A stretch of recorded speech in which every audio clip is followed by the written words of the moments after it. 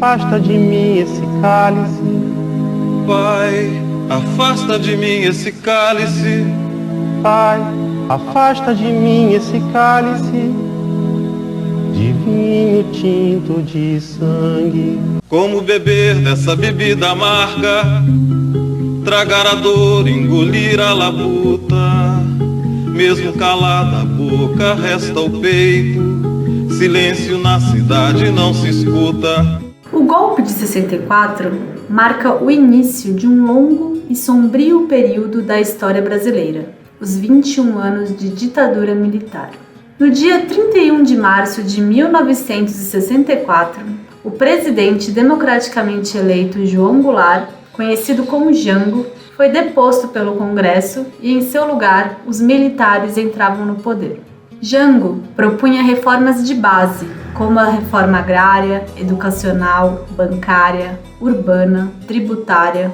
Também era contrário às privatizações, defensor da soberania da Petrobras, da ampliação do direito ao voto aos analfabetos e da existência de sindicatos fortes e independentes. O golpe de 64 foi o ápice de uma campanha empreitada pelas forças econômicas do país, financiada e apoiada pelos Estados Unidos da América, para impedir que o projeto político de reformas de base e diminuição da desigualdade, liderado por Jango, fosse adiante. Algumas forças políticas tentaram resistir, como a campanha pela legalidade, formada por governadores e setores do Exército, liderados por Leonel Brizola, então governador do Rio Grande do Sul. Chegaram a se mobilizar para impedir o golpe, mas Jango não queria uma guerra civil no país e abandonou o posto. Temos um Hoje na Luta sobre Brizola, que conta essa história.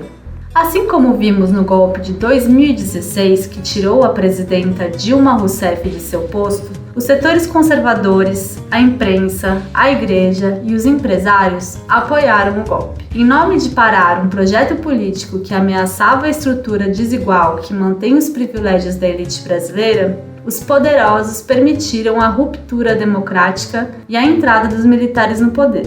Diziam que era para frear o avanço do comunismo. O mundo estava vivendo a polarização da Guerra Fria, que dividiu o mundo em dois blocos: o dos países capitalistas, liderado pelos Estados Unidos, e o dos países comunistas, liderado pela União Soviética. A América Latina era monitorada pelo Serviço Secreto Estadunidense para evitar que novas Cubas acontecessem. Eles temiam que a Revolução Cubana, que havia triunfado em 59, se espalhasse pela América Latina, e por isso, comprovadamente, os Estados Unidos tiveram participação em diversos golpes nesse período.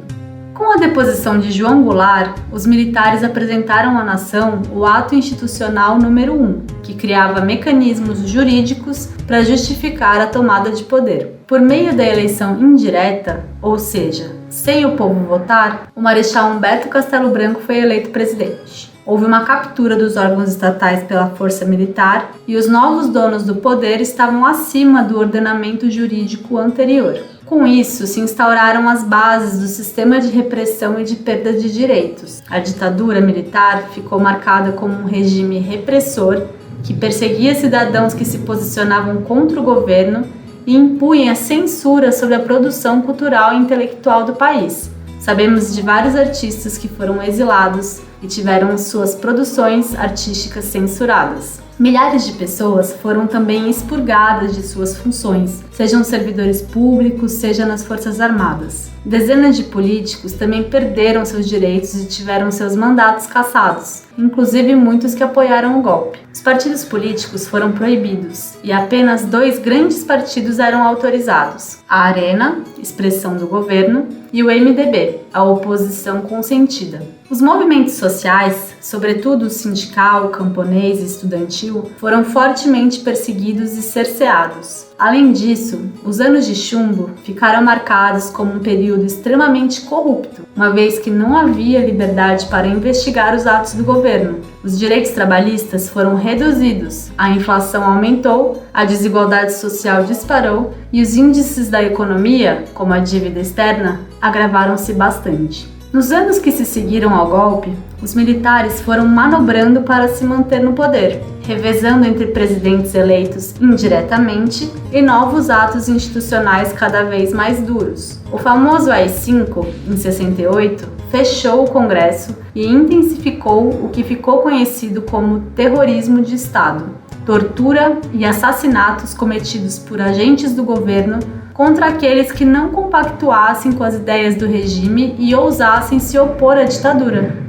Atitudes classificadas pelos militares como de subversão. Os militares ainda desapareciam com os mortos, ocultando os corpos e tirando dos familiares o direito de enterrar seus mortos. Apesar de todo o risco, milhares de mulheres e homens valentes seguiram atuando na clandestinidade, se organizando e articulando ações para desafiar o regime e libertar o Brasil da opressão. São guerreiros da nossa história como Marighella, Lamarca, Yara, Dilma, companheiros e companheiras que formaram a Guerrilha do Araguaia, a ALN, a VPR, o VAR Palmares, o MR8, entre tantos outros. Esse pesadelo durou até 1985, quando, após um longo período de movimentação social e muita mobilização, nosso povo, já farto do governo militar, se reuniu na campanha pelas diretas já. Foi formada nos anos recentes a Comissão da Memória e Verdade, com o objetivo de realizar o processo de reparação histórica, identificando e ouvindo as vítimas de tortura e os familiares de pessoas desaparecidas e mortas, além de buscar responsabilizar os agentes públicos indicados como autores desses crimes. Em seu relatório final, a comissão reconheceu 434 mortes e desaparecimentos políticos, além de mais de 8.000 indígenas mortos pela política de ocupação da Amazônia. Levantamento do Human Rights Watch estima que 20.000 pessoas foram torturadas pela ditadura militar. O golpe de 64 e a ditadura militar seguem sendo uma ferida aberta em nossa história. Caminhamos ainda para entender, como nação, que militares no poder, autoritarismo fascista e terrorismo de Estado são incompatíveis com um país soberano, justo, democrático e diverso. Só reconhecendo isso, vamos tratar de extirpar o fantasma do autoritarismo e violação de direitos que nos assombra como país. Para que nunca se esqueça, para que nunca mais aconteça. MTST, a luta é pra valer.